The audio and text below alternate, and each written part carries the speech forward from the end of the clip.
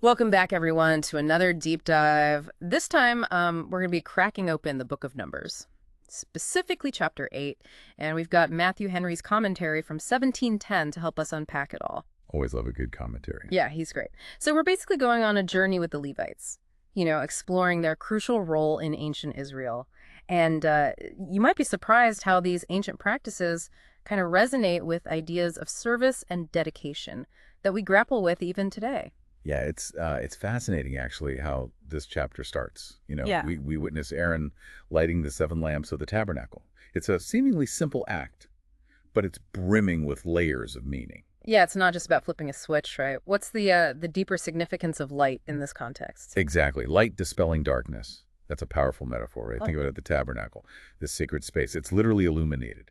But this light also symbolizes the dispelling of ignorance and spiritual darkness. Okay, I see where you're going with this. It reminds me of how Matthew Henry talks about Scripture as a source of light, you know, guiding us towards understanding and truth. It's almost like each book, each verse, is like a lamp illuminating the path. Precisely. And that idea of light as guidance. It makes me wonder, what about you? Think about a mentor who's guided you, or a book that shifted your perspective.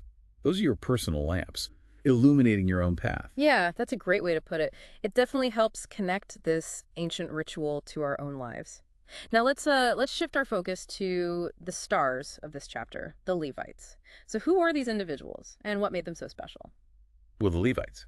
They were chosen from the tribe of Levi, and they were set apart for a unique purpose. They dedicated their lives to the service to the tabernacle. And this wasn't a career choice, it was a divine calling. So not just anyone could be a Levite. There was something specific about them, something that marked them for this path. But was it about gaining social status or power within the community? Not at all. This wasn't a ladder to climb socially. Their role was about fulfilling a crucial function within the community, a divinely ordained function. They maintained the sanctity of the tabernacle, acting as a bridge between the people and God. This divine calling you mentioned, how did it manifest? Was it like a sudden epiphany? Or was it something more ingrained in their identity? That's a question that has puzzled scholars for centuries.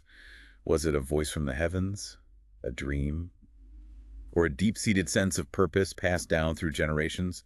The text doesn't offer any specifics, which makes it all the more intriguing. Okay, so we have this group, divinely chosen for this vital task, but this selection wasn't just a congratulations you're in moment, was it? They had to go through quite a process, right? Absolutely. Imagine it as like a spiritual boot camp.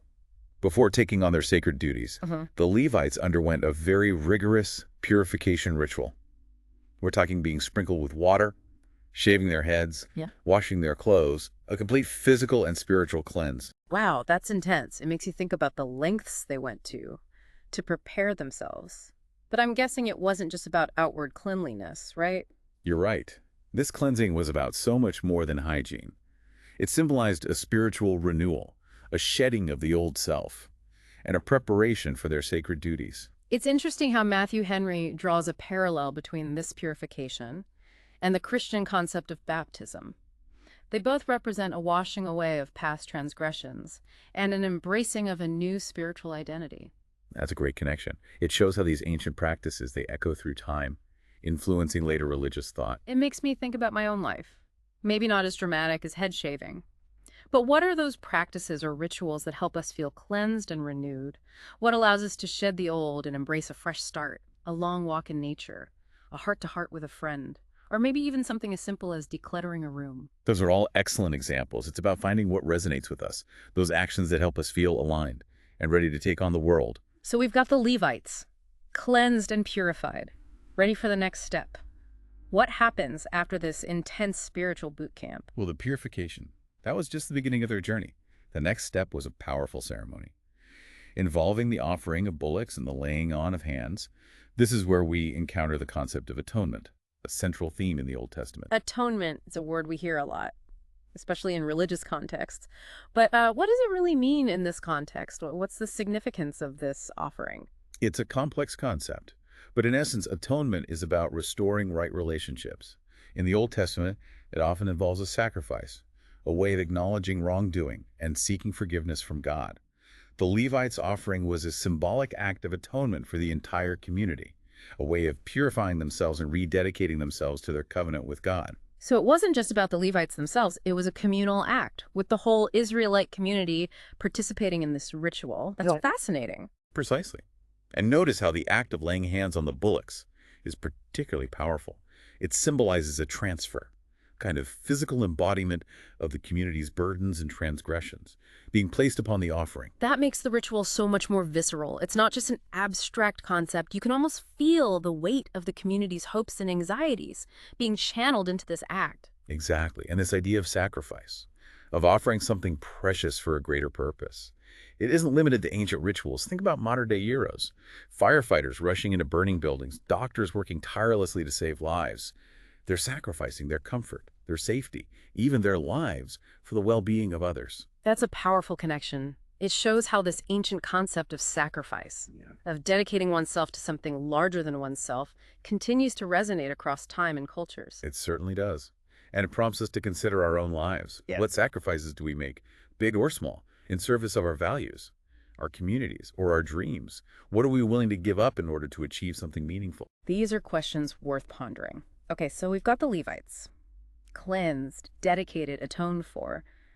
What exactly did their service entail? What were their day-to-day duties within the tabernacle? Their responsibilities were quite diverse and absolutely essential. They were tasked with maintaining the tabernacle, assisting the priests, and ensuring the smooth running of all the religious ceremonies. They were the backbone of the entire operation. Almost like a behind-the-scenes crew, making sure everything ran smoothly, and the sanctity of the tabernacle was preserved. Not glamorous, but absolutely crucial. Precisely. Their work wasn't about seeking the spotlight. It was about selfless service, about ensuring that the community could connect with the divine without any obstacles. It reminds me of those unsung heroes we encounter in our daily lives. The teachers who shape young minds, the sanitation workers who keep our cities clean, the volunteers who dedicate their time to helping others. They might not have fancy titles, but their contributions are essential for the well-being of our communities. That's a fantastic parallel. And it highlights the importance of recognizing and appreciating those who work tirelessly behind the scenes, those whose contributions often go unnoticed. They are the Levites of our modern world, ensuring that things run smoothly and our communities flourish. And speaking of contributions, the text mentions a specific age range for active Levite service, 25 to 50 years. Was this like a prime time period for service? And what happened after they reached 50? Did they just retire? Well, it's interesting because even after reaching 50, the Levites didn't just disappear. Their role transitioned into something equally valuable. They became mentors, guides for the younger generation, sharing their wisdom and experience. They continued to contribute, but in a different capacity. That's a beautiful way to think about the different stages of life and how our contributions can evolve over time. You're not just cast aside once you reach a certain age. Your experience becomes an asset, a way to guide and support those coming up behind you. Exactly. It's a powerful reminder that we all have something to offer, regardless of our age. It's about recognizing the unique contributions each generation brings to the table and creating a system that values both the energy of youth and the wisdom of experience. Now, there's another detail that I found quite intriguing. God explicitly states that he's giving the Levites as a gift to Aaron and his sons, the priests. What's the significance of this relationship? Was it about establishing a hierarchy within the religious system? That's a great question, and it's a common misconception to view this as a power dynamic, Yeah. with the priests at the top and the Levites subservient. It's more nuanced than that. The key here is collaboration. Collaboration. So it's not about one group being superior to the other, but about working together towards a shared goal. Precisely. Imagine them as a team, each member with their unique role and expertise. The priests focused on leading rituals and interpreting religious law, while the Levites ensured that everything ran smoothly, that the tabernacle was maintained, and that the ceremonies could be conducted without any logistical hiccups. It's like a well-oiled machine, each part working in harmony with the others to achieve a common purpose. The success of the whole system depended on their ability to collaborate effectively. Exactly. It highlights the importance of teamwork and mutual support, recognizing that we can achieve far more when we work together than when we operate in isolation. And this principle extends far beyond the realm of religion. Think about any successful organization or project. It relies on the coordinated efforts of individuals with different skills and perspectives. Absolutely. It's a reminder that leadership isn't just about giving orders from the top down. It's about fostering a sense of shared purpose and empowering individuals to contribute their unique talents for the benefit of the whole. Exactly. Now, there's another fascinating aspect of the Levites' role that I'd like to touch upon. It was believed that their service played a role in preventing plagues among the Israelites. Wait, really? How do they connect ritual purity with something as practical as public health? Well, it's important to remember that in the ancient world, the lines between the spiritual and the physical were often blurred. Maintaining the sanctity of the tabernacle was seen as essential not just for spiritual well-being, but also for the physical health of the community. So by diligently following the rituals, by ensuring that everything was clean and in its proper place, the Levites were contributing to the overall well-being of the Israelites. Precisely.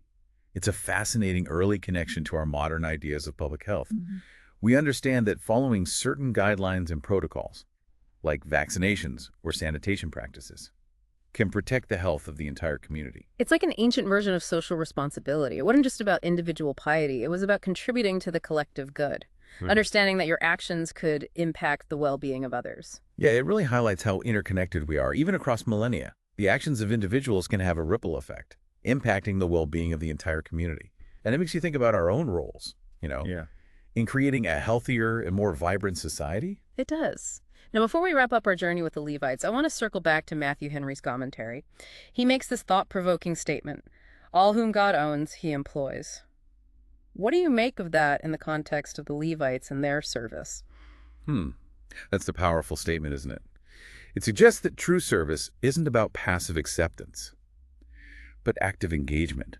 It's not about waiting for a grand calling, but about recognizing the opportunities to contribute, to use our unique talents and abilities for a purpose larger than ourselves. It challenges that notion of simply waiting for our purpose to be revealed. Instead, it's about actively seeking ways to contribute, to be useful, even in seemingly small ways. The Levites weren't chosen because they were extraordinary individuals. They were made extraordinary through their dedication and service. That's a brilliant insight. Yeah. Their calling wasn't about inherent greatness, but about their willingness to step into a role, to dedicate themselves to something larger than themselves. And it connects back to the idea of the Levites as a gift, given to Aaron and his sons.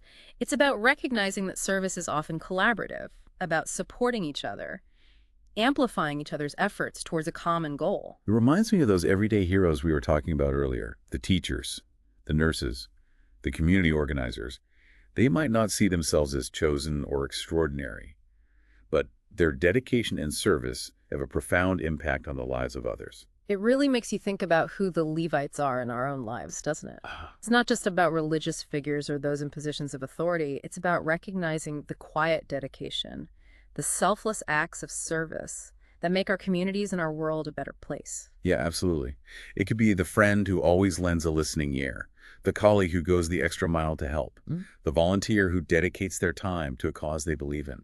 They might not wear a uniform or have a fancy title, but their contributions are essential. And it makes me wonder, how can we better support and appreciate these Levites in our own lives? It's not just about grand gestures, but about those small acts of recognition, of gratitude, of offering a helping hand. It's about fostering a culture of appreciation for those who dedicate themselves to serving others. That's beautifully put. It's about creating a web of support, recognizing that we're all interconnected, and that even the smallest acts of service can have a ripple effect, strengthening our communities and creating a more harmonious world.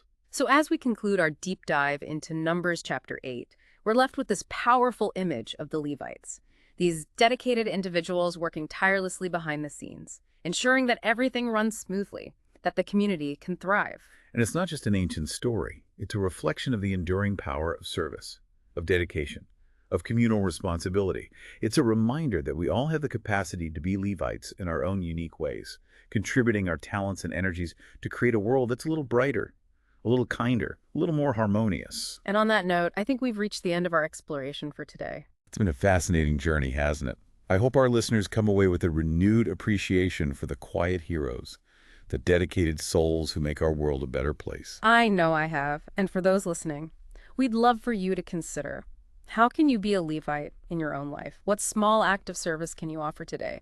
It might surprise you how much of an impact you can make. Thanks for joining us on this deep dive, and until next time, keep exploring, keep questioning, and keep seeking those moments of insight that make life so rich and rewarding.